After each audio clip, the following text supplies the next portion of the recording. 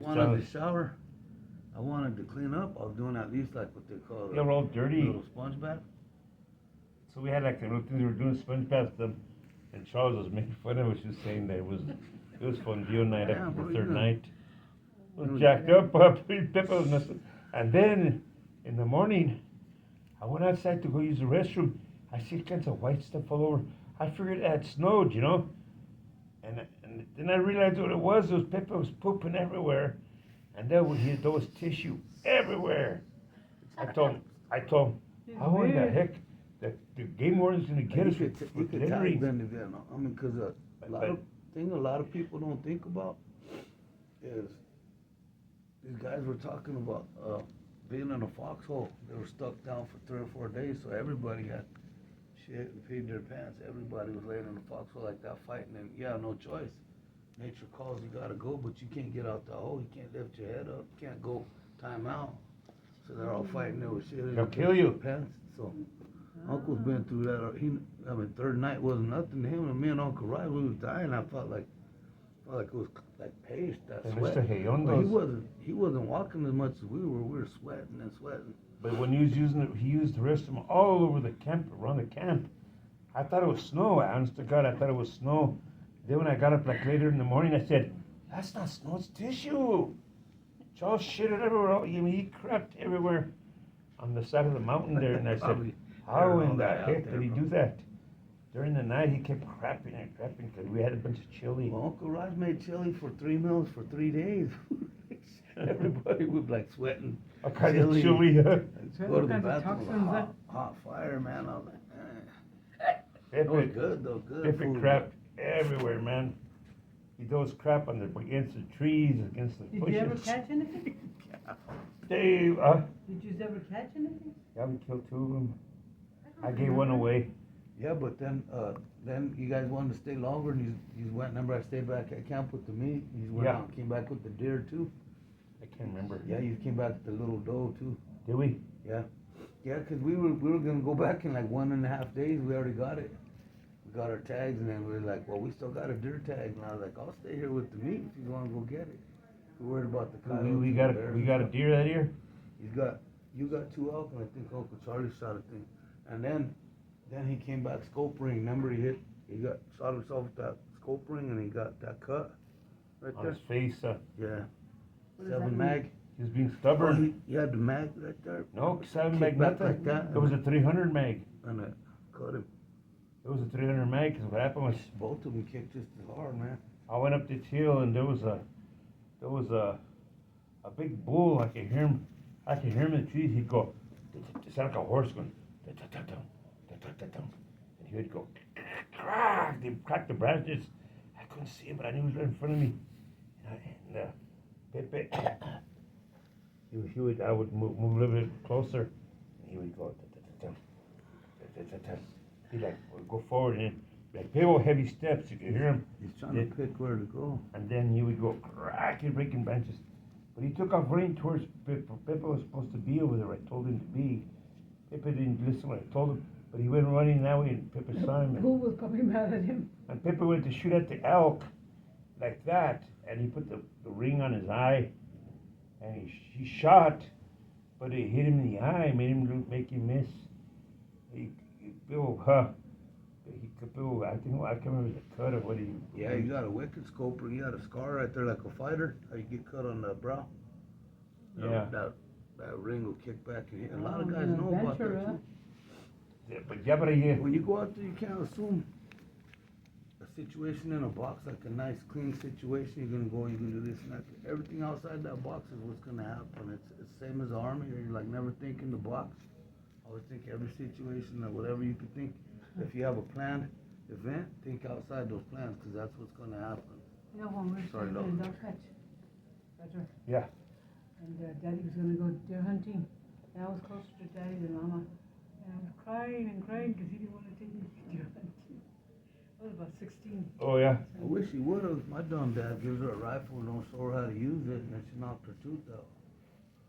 Oh yeah, I remember that. She knocked Yeah, her tooth out. I man, remember. he should have definitely. She didn't know how to use a schooled you up rifle. on it. She went like that. She picked the rifle to shoot with the butt right here. Yeah. No one. And they went, whoa, right in the face. Well, see, that's the same thing the scope ring, Mom, when it kicks. You got it on your shoulder, but that scope kicks back with the rifle. Cuts people right there. Almost every hunter I know got a story about a scope ring When incident. I went to Pueblo, I went to Dr. Berlini, who's the name? Yeah, but you didn't teach you to use the rifle. Because if you don't learn not to put the rifle there, you would have done that. That was a big old That's kick. what I mean, man. He Kicked my didn't. tooth in. It was a 30-06. Kicked you a dirty one. And, Yeah, that's a hard Yeah. kick, man. At 30, you'd hate to. that darn Pepe. One time we were up in the mountain up there, and he said, I'm gonna go to that mountain up there. I'm gonna swing around this way. You go that way, and I'll meet you at the top of that mountain. So I packed myself an apple, a candy bar, and a few things. I had some pops and some water. Pepe would never have water. He always had pop. He always had a rejected cheap pop. So I put some diet pops in my pocket. So I took off, So I'm going up there and I climbed all the way. I climbed all the way to the top of that mountain. And I'm up there, no Pepe. I couldn't find him. I went back and forth. Well, something happened to him. He's supposed to meet me here. And I went back and forth and back and forth. I didn't have an ounce of energy left. I was dragging my rifle, matter of fact. And I stopped and I ate some of that food and I was about to pass out. And finally, when I got back to camp, Pepe had moved the camp. He wasn't there. And he came, drove by. I was like there just panting. I was breathing. And I told him, where in the heck did you go, Charles? I thought you were supposed to climb the mountain. Oh, I was just kidding. You kidding? I changed my mind. I went up there. You told me to go meet you up there, man. You get killed. So he thought he was funny, So he's laughing at me. I go, okay. So then the next round, he was in his Jeep. And he decided to go. Every time we come to a real deep ravine, he would say, oh no, I take my Jeep down that ravine and jack my Jeep up. So he wouldn't go across it. He wouldn't put his Jeep in a jacked position. So he drops me off, and I went where I came back around. I couldn't find him. And I looked and looked and looked. Finally, something told me, go across the ravine. He said he wouldn't do that though. I went up there and there's this Jeep way up there, he like hidden off to the side. And I'm up there and I hear,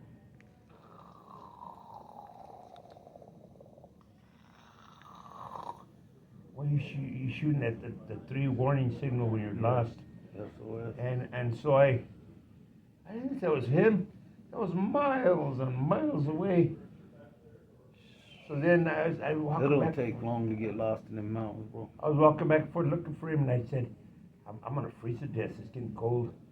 So I started gathering all kinds of wood. I said, I'm going to have firewood on for all night long. So then pretty soon, I look up, there's a Jeep coming with a truck parked. It's coming, and there's a big man in the back of the truck. I thought it was a bear. I ain't lying. And it was Pepe. His mouth was full of white foam. He had Looked like he ate a powder donut. Yeah, them guys, they found him and they said, we found this guy and he led us this way to drop him off. And it was funny to see though, because he was huge. Terrified of. He was like a big terrified kid in the back of the Jeep. The Squatch. So they dropped him off. He's calling me down. Jay, how can you get the keys? How the heck am I supposed to know what to do with your keys? He hid them under a rock. How am I supposed to know where the rock is? And I told him, and then not only that, There's always what? blame, plenty of blame. I told him, well, what in the heck are you doing? He walked like a soldier. He walked for miles over the mountain range, Left, right, left. And he was way up there, Pat. And he was mad at me. I started laughing at him. I told him, that's what you get. I told Once him, you start rolling, man, it's really. which is north and east and west, and you got. When you're rolling that way, 'Cause all the turn trees around, look the come same. This way, nothing looks the same no more. So you gotta know. That's why it's good to mark your Do I tape know every what- 100 steps. There's spots that look the same as this spot, so you could say it's this spot, but if you're not watching out where you're going, you'll get lost in a quick hurry. Well, Pepe, he was miles away from his Jeep, he was mad at me because and I started laughing at him. I said, "That's what you get, man." I said, "For what you did to me yesterday, you stranded me. You thought it was funny." So yeah, you got paid back now. He was like, mad. Yeah, kind of right. Hey, you should have got my Jeep. I'll be said, Charles, I can't even touch your Jeep. You start screaming. Tell me, what do you mean touch your Jeep? How can I? That was a nice Jeep. No, we almost rolled it over, Mom. We quartered this out. We shot him. We quartered him out. We had the legs, the side flanks, everything all. And Hi, is everything okay? Yes. Okay. Thank you. You're welcome. when we were rolling on the snow, the hill, the only path we had was like untouched snow, and it was like powder. And we were riding, and it hit a bump, and the Jeep would go like that, like we were gonna roll over. Roger and I were saying, grab that elk, run it uphill. We're all trying to shift our weight uphill. And it would go, and it would come back down on us. We barely snuck around. And I was thinking, damn, what am I gonna do upside down with this elk on top of me? I was trying to think ahead, and I was getting kind of like paranoid. Cause, man, I don't know how we even made that thing rock, and it would go like that, and then it would come back.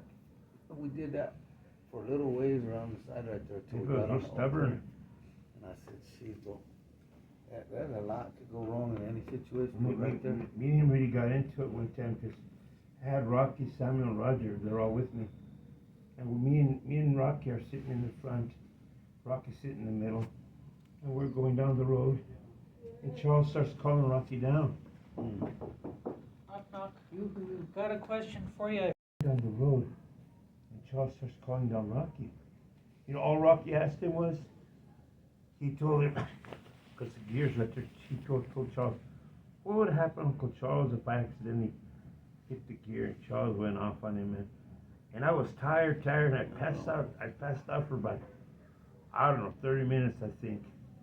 And when I woke up, Charles is yelling at him and cussing him out like you would not believe. I told Charles, what the hell is wrong with you, man? Why are you yelling at my boy like that? I told him, you know, if I would yell at your boy like that, you wouldn't like it. I told him, what's wrong with you, Charles?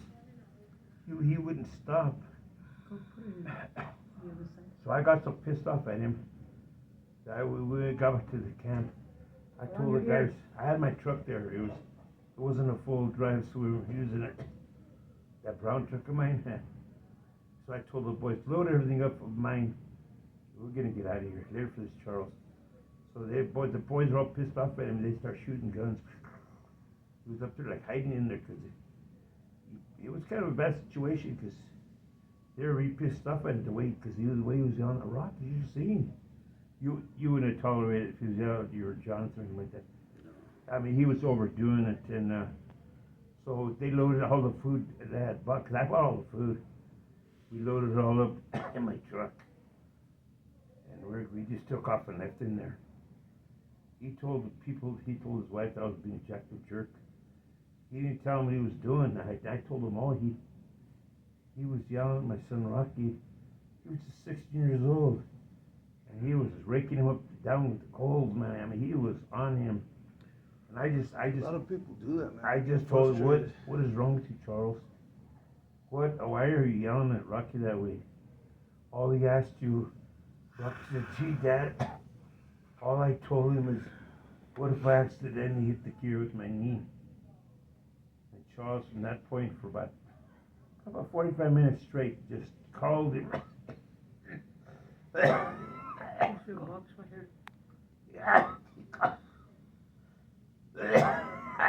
Called him down. So we broke up, and I never went hunting with him again because he's too weird. You couldn't touch nothing with his temper. I used to always tell him, take Charles, take my little boys with us. They're going to be in the camp. It's not like they're going to be on the way. I told him, he would never want to take him.